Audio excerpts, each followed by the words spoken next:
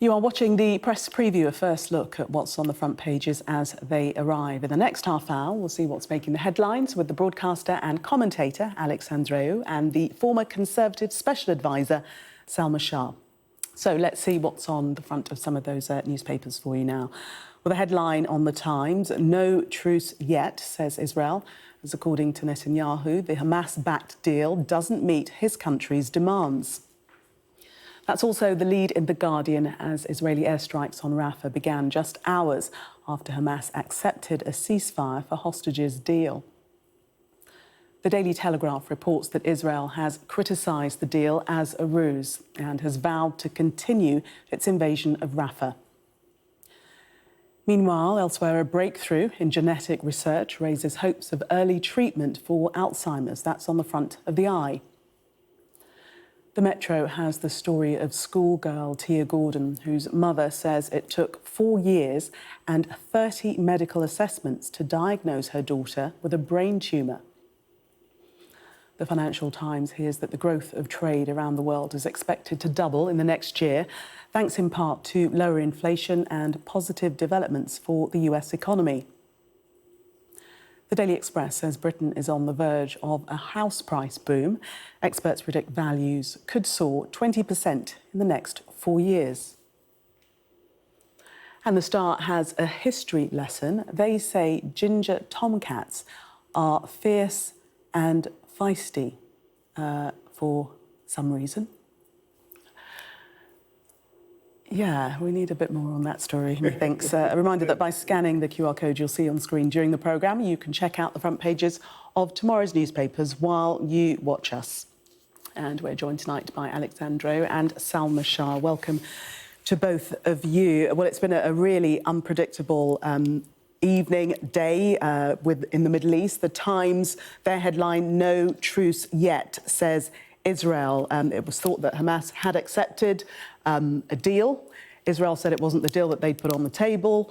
And tonight, there have been airstrikes on Rafah. Yeah, and I suspect those two things are intimately connected because Israel, having begun that offensive on Rafah today, are probably playing a little bit for time so that they can achieve more of their military goals.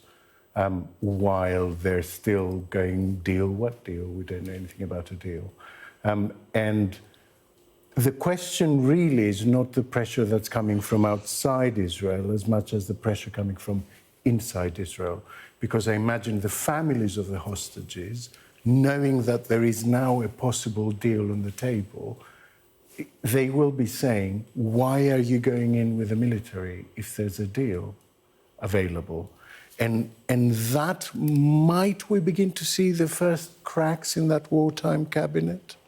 I think the next 24 hours are very critical for Netanyahu. And Salma, we have seen demonstrations out of Israel today to that very point, and there has been that criticism continuously of Netanyahu that he's more interested in annihilating Hamas rather than returning the hostages. Well, I think, in fact, the Times story covers this well, very succinctly on its front page, where it details the breakdown of the negotiations, the intermediaries in terms of Egypt and Qatar. But just towards the end of the piece, there's also, just to counter what you've said about the pressure coming from the families of the hostages, actually there's pressure as well from his hardline coalition partners who are asking for this. So he has some defence, I think, from his political standpoint to say that I need to go in and I need to go with this mission that I've had right from the beginning, which is to destroy Hamas. One of the things that I find odd about this is how does the IDF attempt to extract the hostages in this type of situation?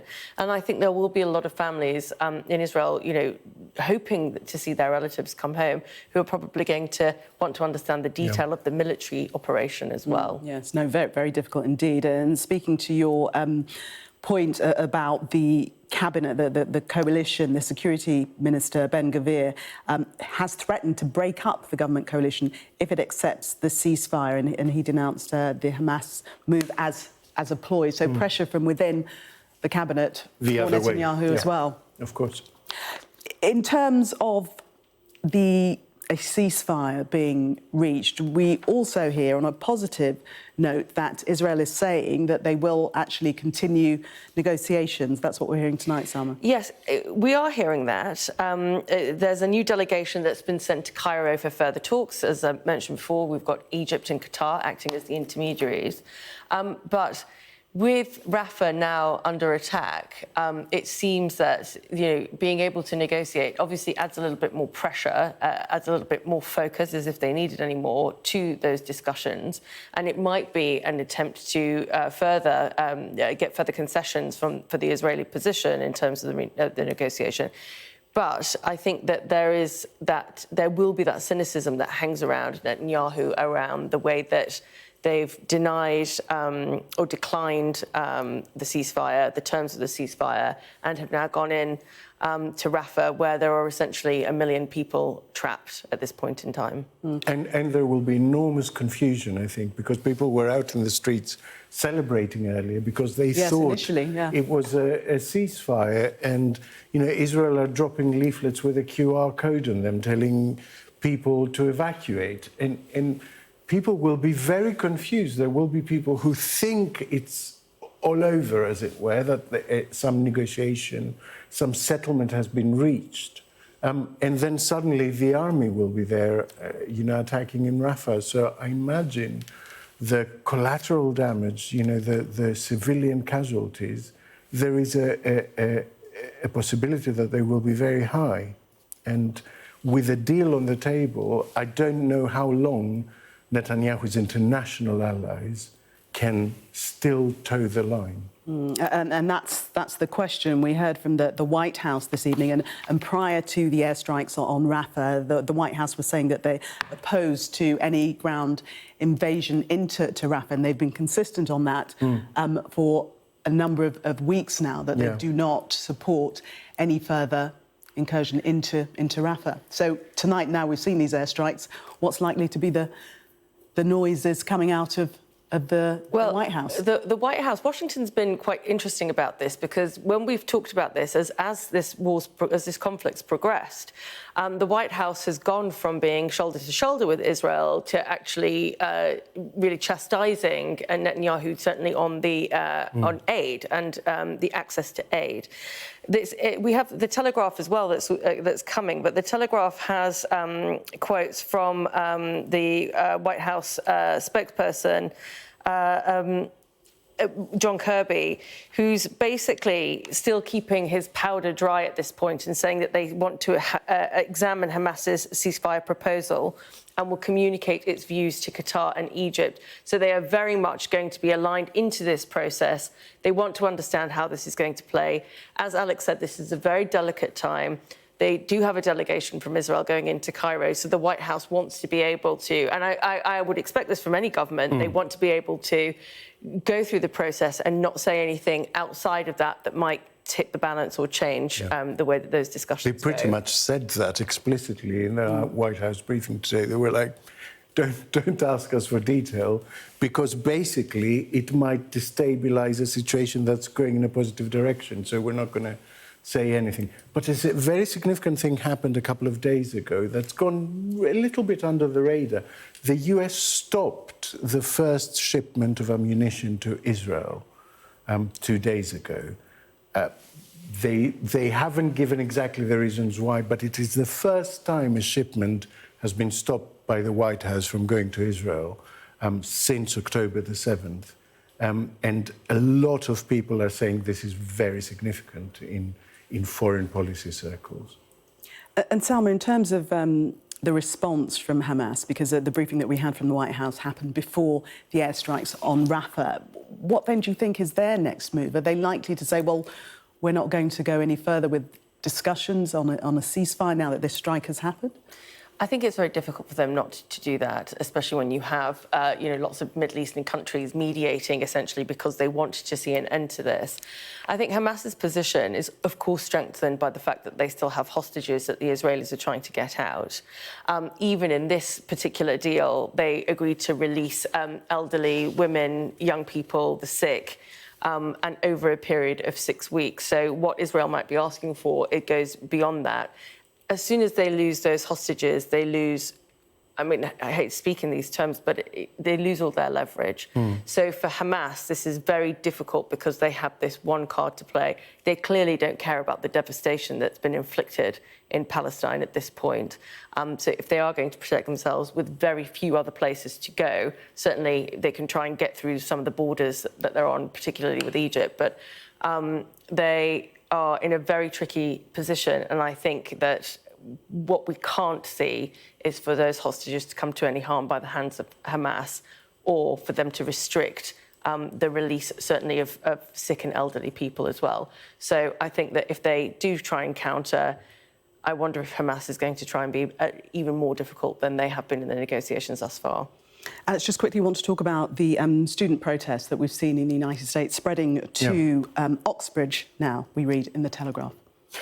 And again, this is an international story that's now having an impact on domestic news. I mean, those protests are becoming very much an election issue for Biden.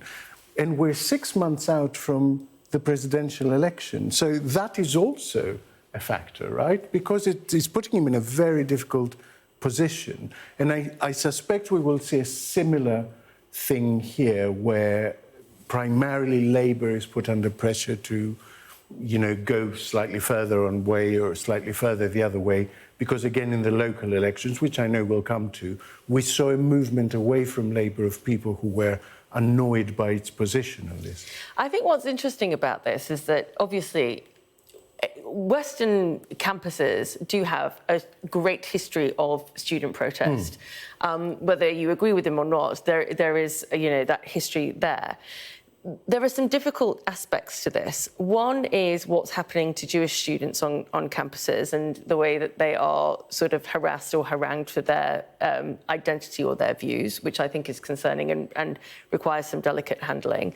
The other is the right of people to be able to protest. I think some of the mechanisms used, creating encampments on lawns and perhaps disrupting other people's education, I think that is going to be a difficult thing to be able to balance for university leaders, but also how governments are getting involved in universities. So the Telegraph is reporting on the fact that the Prime Minister is actually asking for university leaders to come in and ask how they're going to handle this. Yeah.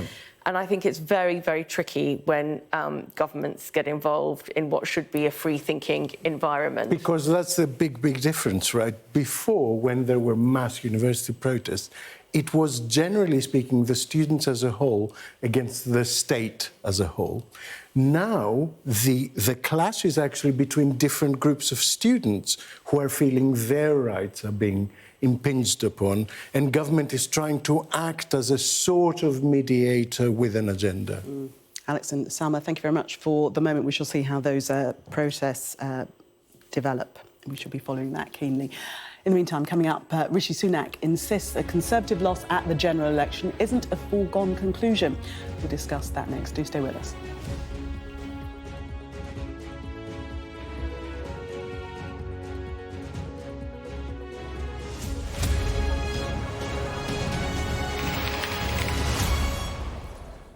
Welcome back. You are watching the press preview. Still with me, Alex Andreou and Salma Shah. Let's take a look at the Metro, page 2 of the Metro. And this, I believe, is the first time that Rishi Sunak has admitted that his party is likely to lose the general election. Salma, is it? I think it is, but I don't think anybody else sort of was surprised by it. And I say that, as a Conservative, Conservative voter and everything else that comes with it. So Rishi Sunak, to a little derision, has said that we are headed for a hung parliament. And obviously people are a little bit sceptical about this, given the swing away from the Conservatives to Labour that was seen in the local elections. I think it's interesting because we are talking about him trying to keep people together and motivated for the foreseeable until the election. And here's the interesting thing about a story like this. If you're a political campaigner or a strategist, you can go one of two ways. You can say it's really close, so it's worth fighting for, which is what he's sort of doing here. Or you can say you know what, it's a foregone conclusion, so it doesn't matter if you give us your vote anyway. And it's kind of like, which way do you go? And at the moment, it seems like both messages are being deployed in different places. And just the same as, just for fairness sake, you know, just the same as Pat McFadden, the Labour Party's national campaign chief, is saying, you know, there's no plans for us to have any kind of pact with any of the other smaller parties, because it has to be said that it hasn't gone unnoticed that actually, you know, the Greens did incredibly well. The Lib Dems, maybe not to the same extent, but the Greens did do incredibly well in some of the council seats. So is there potentially sort of a progressive split that's happening on the Labour side as well? Some people are critical of that too. But yes, I think that a little bit of scepticism about that comment on the hung parliament. It is a change of tone, though, because in the papers last night, the Prime Minister was saying if we could pull together, we could still do this. Which just seemed really odd to me. I mean, it was sort of reaching levels of pathological denial to say, oh, we're just going to stick with the plan. And isn't that all politics? People love us, really. Levels of pathological delusion. There has to be some sort of grounding to reality. My very favourite comment from the election coverage was Andrew Mitchell to your colleague Beth Rigby, who said about the Midlands, the West Midlands mayoral election, that there's a recount, so we know that Andy Street has either won or nearly won. Either result is terrific for the Conservative Party. It's like, there's no nearly won in politics. He's either won or he's lost. That's what you call complete optimism. It's a spin.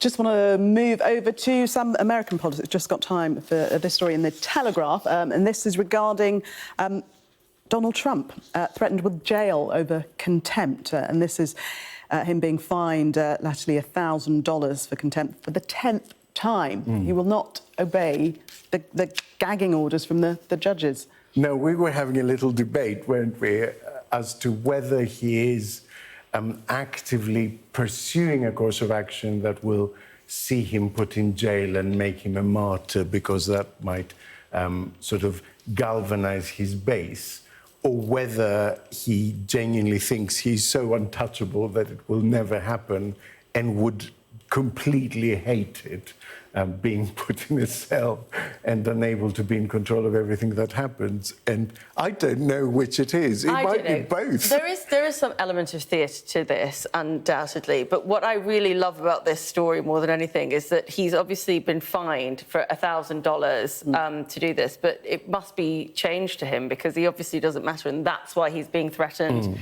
with the sanction of being thrown into a cell, because, you know, misbehaving and paying it off in the court doesn't seem to be enough of a deterrent, which is also quite bougie behaviour. Yeah, and it's the 10th time, so he's clearly not getting he will either win or nearly win.